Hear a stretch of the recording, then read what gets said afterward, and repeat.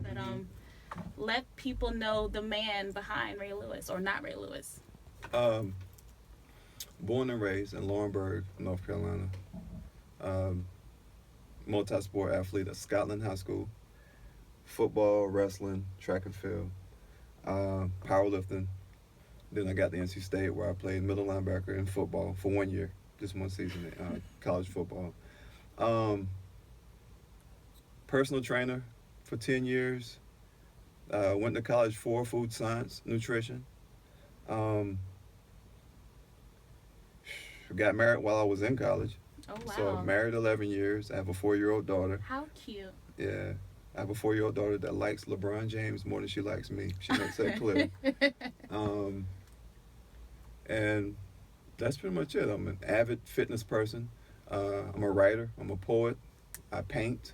So you're just a Renaissance man. Yes, basically. I am. You just do a little bit of everything. Yes, I am. And then when this whole Ray Lewis thing came about, it almost exploded. So it's almost like all of my talents are trying to rush out at once. I'm sure. So what is it like trying to balance being you and being not Ray Lewis? I am not Ray Lewis, so it's not. I'm not even acting. All I do is I just change my voice a little bit, put on a mask. I did study how Ray Lewis talks. He talks like he shortens his sentences like a wisp, you know. So when I do become not Ray Lewis, the only difference is I just change my voice into a wisp, like if I were to do this interview right now, this is how I would talk if I were not Ray Lewis. Just like a whisper, but with authority at the same time. Right. So other than that, just the character itself, I'm not acting at all. I just changed my voice a little bit. So did you grow up a Ray Lewis fan or? I wouldn't necessarily say grow up because I'm not that young. But uh, Ray, I watched him in the Super Bowl maybe in 2000 against the Giants. It might have been 2001. But the people were calling me Ray Ray when I was in college, and I didn't really keep up with Miami football like that. But when I started, hearing it so much, I started studying him, and then he just developed into my favorite football player, and I became excited watching him play, watching him prepare, and I just started mimicking, some of the things that he would do as far as his work ethic. We had similar ethic, but I don't know. I think he was a little bit more intense than me. So I would think about some of the things he was saying when I was working out, especially when I was bodybuilding. Just trying to maintain intensity, just like anybody else would. Right. So was this your first time dressing up as him for Halloween? Actually, I dressed up as Ray Lewis maybe 3 or 4 years ago, but my daughter was sick, so we didn't really leave the house. So I just handed out candy, and the kids were going crazy off of that. I just put on some eye black and just handed out candy, but other than, as far as going all out with the shoulder pads and all that stuff, I didn't, I've never done that. I just wore his jersey and handed out candy about 3 years ago. So what prompted you to record it and just upload it to Facebook or to social media? I've always done stuff like that. I would send silly videos to my sisters and my friends. As far as this one, I had the full get up on, so I was to kids and getting ready for Halloween.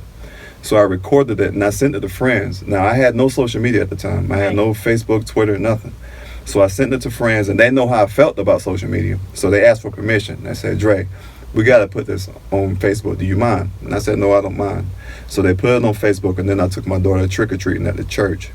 And by the time that was over, I think I was at like 1 million hits on Facebook, and all my friends were going crazy and stuff. And then someone said Ray Lewis retweeted me on Twitter. So that's when it started, when Ray Lewis retweeted it. Now, Ray Lewis said he fell out his bed laughing at you on game day. How did that make you feel, knowing that Ray Lewis, not saying to acknowledge you, but, he knew who you were? I appreciated it, but at the same time, I'm also a competitor. I'm going to be absolutely honest with you. I'm a big-time competitor. So even though Ray Lewis said he fell out of his bed laughing at my skit, it was the fact that ESPN said the wrong name, and that's all I heard. Was the fact that they mentioned, I think it was Travis Johnson that played for the Chargers. So I was more focused on that. Right. I'm a man of I have a lot of pride. I'm an athlete too. So I was thought I was thankful that Ray Lewis enjoyed the video, but at the same time, I needed ESPN to get that right. And apparently they've got it right now. So Yeah, they've been. it took a while. But you've been on USA Today, of course, ESPN, countless blogs. You're all over. How is this newfound fame for you? How are you juggling it? 10 years ago, I wrote a song, and it was called "I'm Famous Already," and I just pretty much explained how I carry myself as a person. So this newfound fame to me is more like it's more like other people recognizing the way I already felt about myself. So I don't really feel famous. I just feel like Andre is just a little bit more popular than what I used to be. And that's within myself. So when I walk into a room, I feel like everybody should already know who I am. So this is nothing new to me. She's used to me walking into a room and you know, so if I were to walk into a room full of politicians, councilmen, I would want everyone to wonder who I am. So she's used to it. She's, you know, some people call it arrogance, but I just feel like I'm just, I don't know, different. Right. Touched. So you have at least 4 videos now? It's a couple of them. So what's next for, you and NotRayLewis? Are you planning to push it further, or are you going to go another direction, or is this a top secret, classified? I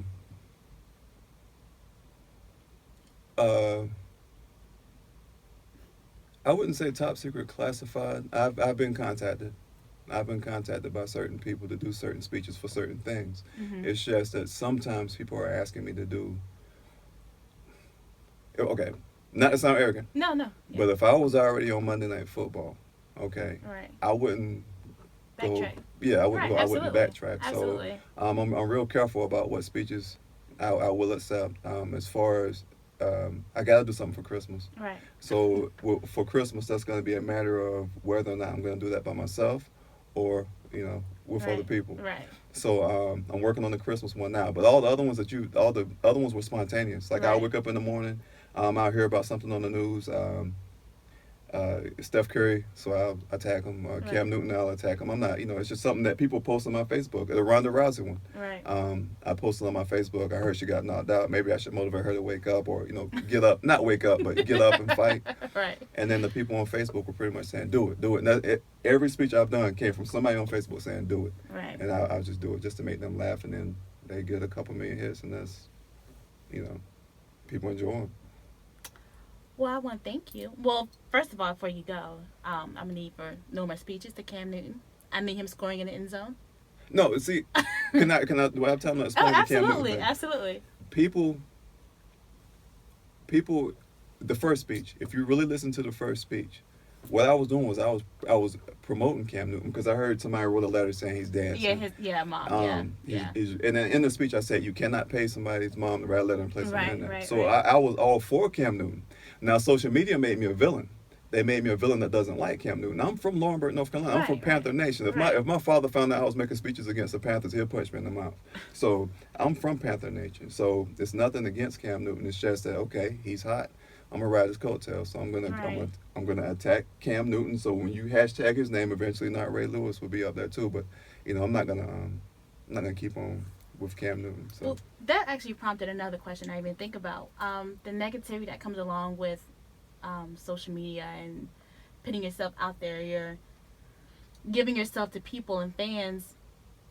When you receive negativity, how do you deal with that and let it bounce off of you and not even... It doesn't bounce off of me. For some people they can take it and just keep, I can read some YouTube comments, man, and I just get so like, I want to meet this person that said this about me. So it's like my sister Madonna gave me the best advice when it came to handling that. She said, don't say anything to him. She said, your followers will speak for you, and that's what's happening. There are a lot of people who just log onto social media just to bash people. And when they bash, my followers defend me. And a lot of times the bashing isn't toward me. They bash Ray Lewis. Right. So that's annoying. I actually reached out to him and let him know, like, I admire you for being able to take this because they're bashing me and I'm not you. Right.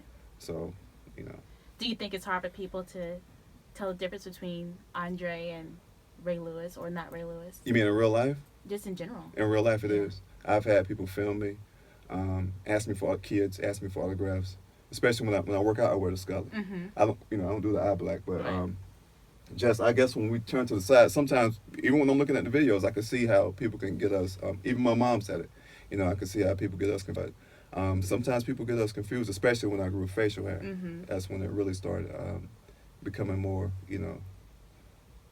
of a, not necessarily an issue, but just more common for people to get us mistaken. Right. hmm Well, Mr. Boyd, I thank you I thank you. for you taking your time out of this traffic 40, coming here to speak with me, and I really appreciate it. I appreciate it. All right, well, thank you. You have a great night, and this has been a Quierra Luck interview, and take care.